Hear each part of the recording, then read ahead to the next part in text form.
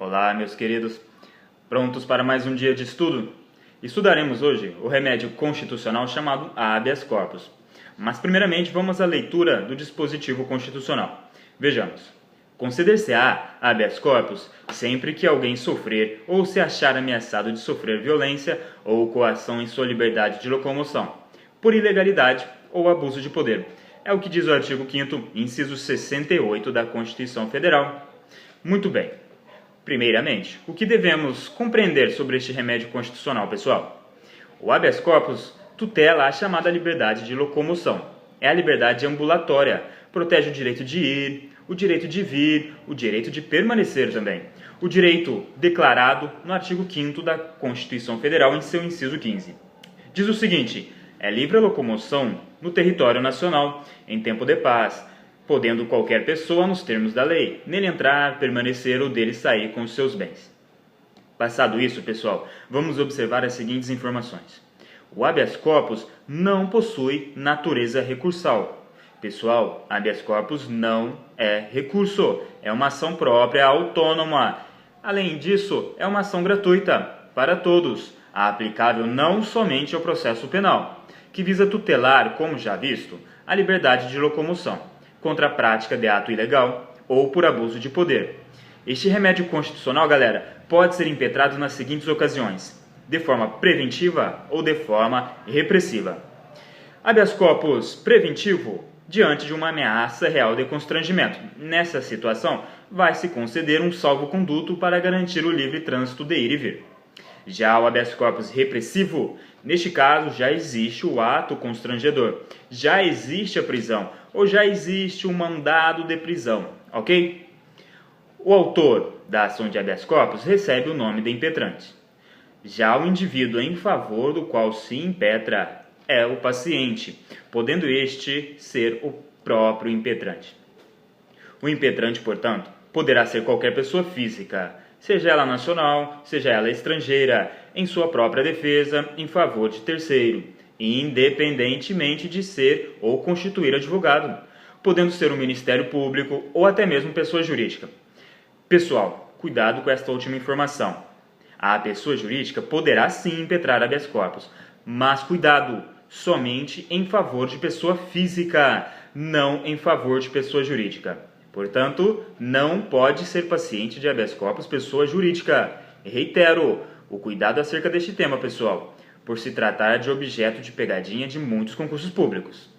Ok, deste modo, temos que o habeas corpus pode ser impetrado em favor de pessoa humana. O paciente deste remédio constitucional, como já visto, somente poderá ser pessoa física e não pessoa jurídica.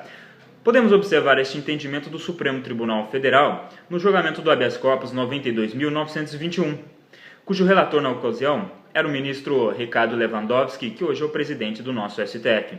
Em suma, ele diz o seguinte: a pessoa jurídica não pode figurar como paciente de habeas corpus, pois jamais estará em jogo a sua liberdade de ir e vir, objeto que esta medida visa proteger.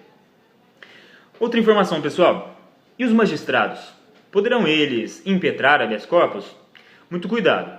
Já os magistrados, quando no exercício de suas atribuições, poderão conceder. Vejam bem, conceder habeas corpus de ofício. Não se deve afirmar em prova que o juiz poderá impetrar habeas corpus, pessoal. Não pode impetrar habeas corpus um magistrado em razão das suas atribuições. Ele poderá conceder de ofício.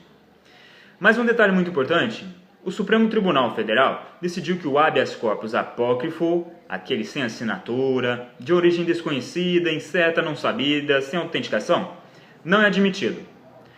Mas cuidado com essa informação. Por que eu digo isso? Muitas questões de provas abordam a seguinte informação, o seguinte fato para vocês. De acordo com o entendimento do Supremo Tribunal Federal, não é admitido o habeas corpus apócrifo, portanto o analfabeto não possui legitimidade para impetrar o referido remédio constitucional.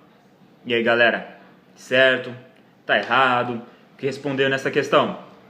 Pessoal, até mesmo o analfabeto pode impetrar habeas corpus. Evidentemente, ele não redigirá um indigitado documento, alguém o fará por ele. A legitimidade para impetração de habeas corpus é universal.